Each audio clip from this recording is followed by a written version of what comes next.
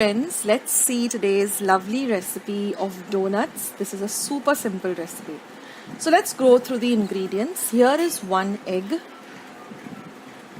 This is 2 and 1/4 cup or 295 grams of maida or all-purpose flour.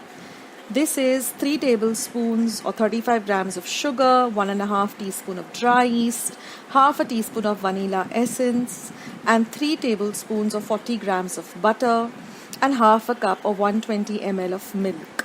Now you get this donut, mold, or you can use your imagination and just take a bigger round circle and a smaller round circle if you don't have this mold and cut out the shapes. Now the first most important point is we're going to add the flour and the yeast together.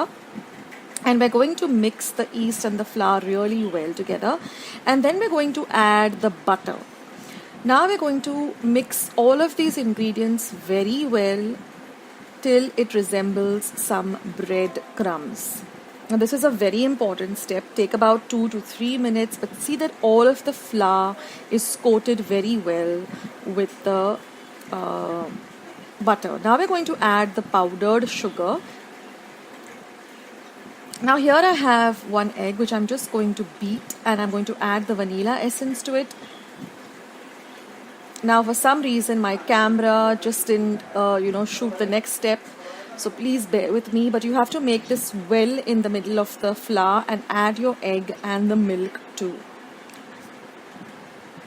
And then you'll get a consistency like this. I'm really sorry for that. I think I forgot to turn my camera on, or the camera, I don't know just what happened. Please bear with me on this. I'm really sorry for that. But you just have to add your egg, beaten egg and milk, and just knead this dough till it becomes nice and firm. Now we're just going to knead the dough really well on a surface. This is also very important if you want to have lovely, light, fluffy donuts. Now I'm just going to cut the shapes out, and I've lined my baking tray with some baking paper. We're not going to be baking these donuts, although I will come up with a recipe of baked donuts soon. So I'm just going to keep taking out the donut shapes, and I'm going to just lay them on this baking paper, and I'm going to do the same with the rest of the flour.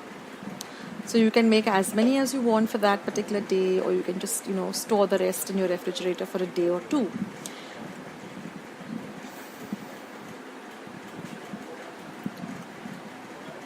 And now I am just going to place them on that baking tray, and I'm going to cover this, and I'm going to keep this for about 6 to 7 hours till they completely rise. Now you can also do this in the night and keep it overnight, or in the afternoon, keep it for the entire evening or whatever. Just work it out that way. But I keep it for at least 6 to 7 hours, and then you will see that they really double in size like this. And now all we have to do is just chuck them into some hot oil and fry them till they're light golden brown in color. Now you have to keep an eye on them. You can't let them just fry because they turn golden brown instantly. So keep your kitchen tissue or your kitchen napkins ready, because we want to soak get all the excess oil out. And fry them till they're golden brown, and then just keep them on your tissues or your napkins. Yes, friends, I will come out with a baked version very soon. Just give me a few days more. And in this way, you can fry all of them. Now I've got some powdered sugar ready. So as they are, they're hot, just dip them into that powdered sugar. I'm going to show you 3 ways of how you can keep your donuts. One is just the simple donuts. Many people like to just dip them into their coffee and have them simple and plain like this, just out of the oil, drain all the oil out, let them come to room temperature, and then just dunk them into some hot coffee. The other way is you just put it into some powdered sugar and have it that way. And the third way is, I think most people love it that way, is dipping it into some chocolate. So in this way, just fry them, but just keep an eye on them because they turn golden brown almost instantly.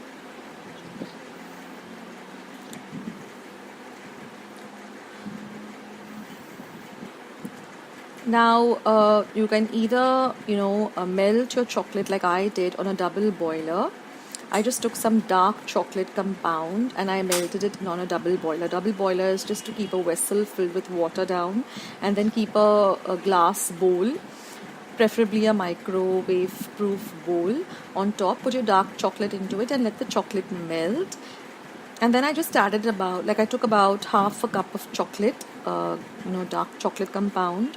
To that I just added about 2 tablespoons of fresh cream. I just had some fresh cream at home, or you can even use, the cream that, comes on top of the milk. You don't need to have ready-made fresh cream, just to give it that little bit of a glaze. So here I've dipped half of them into some powdered sugar. This is just plain powdered sugar. Just take some sugar and put them into your mixer or your blender and grind it to a fine powder. People who don't like chocolate might enjoy this. And this is my chocolate ganache already. That is, I just took the dark compound, melted it and added a little bit of fresh cream to get that glaze. And just dip them. Don't dip them completely. Let half of it be like this, just one half of chocolate and the other half plain. And you'll see that the ganache just sets almost instantly.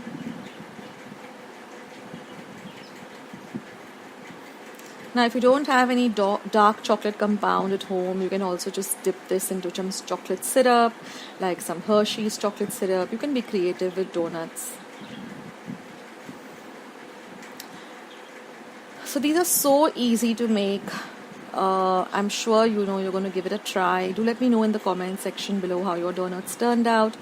I would love to hear from all of you. Thanks for watching, guys. I'll catch you soon.